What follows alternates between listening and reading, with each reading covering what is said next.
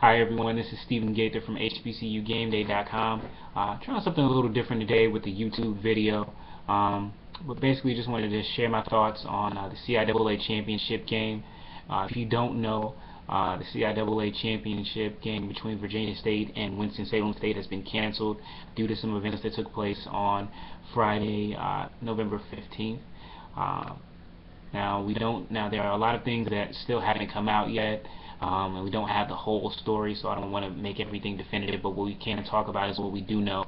And what we do know is that Winston-Salem State quarterback Rudy Johnson has been was injured, received an eye injury, with swelling and reportedly a gash due to an altercation he had with anywhere from 1 to 5 Virginia State players, depending on who you talk to.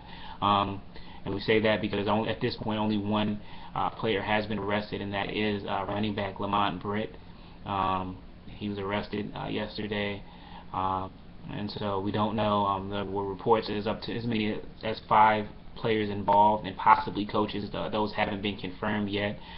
Depending on who you ask, those other Virginia State players were there to break up the fight. So we don't know, and I'm sure those will come out over the coming days. But just the story has gone, viral across the nation. CNN, ESPN, pretty much anyone that you can think of, they have covered the story. We were among the first, so we cover, as I said when I started the site, we're going to cover HBCU sports, good, bad, and ugly. So unfortunately, this is one of the ugly things that we're talking about. But just personally, my thoughts on it, and I'll give a disclaimer: I am a Winston-Salem State alum. But I'm also a fan of HBCU sports and a fan of these young men. I've been following players from both teams all year on Twitter and interacting with them and things like that, and I just hate for a situation to happen like this. On a basic level, you hate for Rudy Johnson. I mean, he's had a great year this year. Started as a backup, but he started the last 9 games undefeated as a starter.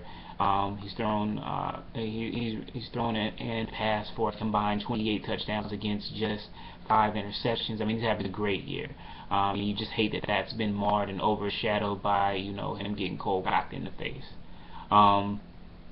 So then you have Mr. Britt. Followed him, for the and a lot of the Virginia State players throughout the summer and into the season, and was really happy for those guys because they have overcome a lot. They've got a new coach, and they've just turned themselves into a great team. And unfortunately, that's going to be overshadowed by what happened in Winston-Salem on Friday, as those details come out. I mean, Britt is the only individual who's been charged at this point, and he's getting it pretty badly. He was named Keith Olbermann's worst person in sports for Friday, so that's pretty notorious. And you just hate that in general. Then you hate it for the schools. Winston-Salem State, they're working on purchasing Bowman Gray Stadium. They've had this football success. They get the CIAA Championship, and then the day before, something like this happens. Virginia State, they have, they made a decision to change coaches. It's worked out perfectly for them up until this point, and you really just hate it for them overall. And of course, I'm sure they had people coming, from out of town to come see the game and see their Trojans play, and unfortunately, that's not going to happen. And they're also taking a beating in the public, unfortunately. And then you hate it for the CIAA. They worked for years to establish themselves as a viable football conference in Division II. Winston-Salem State gets to the national championship game last year. That helps. Now this year, you've got 2 nationally ranked teams, which helps even more. And it was in a great location with 2 schools that have pretty good followings in the CIAA. And so for them, it's just a black eye, and it's unfortunate for this to be associated with them, the actions of just a few people. And then you also hate it for HBCU sports. Especially when we're just coming off the Grambling thing. It's unfortunate, and I hear a lot of people talking about the media coverage, that the national media only covers us when things are going wrong, and I definitely understand that sentiment. Like I said, I've covered HBCUs all year and over the past year, good, bad, or ugly.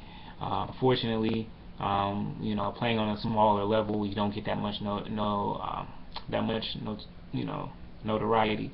However, when things blow up in an HBCU, of course, they seem to be magnified a little bit more when you've got black kids at a black institution. There's that question of, are they institutionally in control, or just flat out, are the kids just not the type of kids that belong in college? And so you have to fight those stereotypes all the time, and it doesn't help when you have a situation like this. So you feel for everyone involved, senseless. Some people are going to say, it was, well, it wasn't as bad as it sounds. It was one-on-one, and the other guys were breaking them up, or whatever. But I mean, in the end, these young men are college. These aren't, 15-year-old JV players. These are young men in their 20s. And you just have to hold yourself to a higher standard. Not here to stand on any high ground or anything like that, but this just affects a lot of people. And so, and then I feel very badly for the players who couldn't play, that weren't involved on both sides. For one, their teammate was, beaten up, and they couldn't protect him. And for the others, they have a teammate that's, going, in the legal system, facing the repercussions of that, and then they're all not going to get to play in the championship game on Saturday. So, it's just, so much to take in, the last 24 hours. But I just wanted to talk about that. And then, if you guys have any thoughts or you feel like you want to share, feel free to comment. But again, I want to thank everyone for reading HBCUGameday.com as always. Make sure you follow us on Twitter, Instagram, and Facebook at HBCU Gameday.